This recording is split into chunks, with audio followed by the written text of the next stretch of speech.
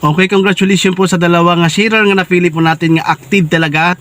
Kim Grande at saka Jeannie Aranita. Congratulations po sa inyong dalawa dahil po kayo ang napilian po namin na babagtihan yung messenger nyo.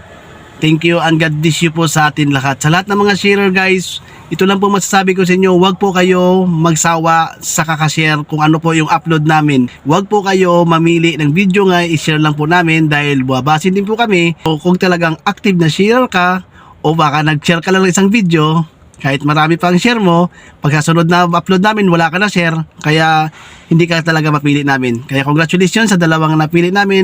Don't forget to follow pala sa tatlong sponsor po natin guys, Jilay ng Hong Kong, Len Villanueva at Coach MB po.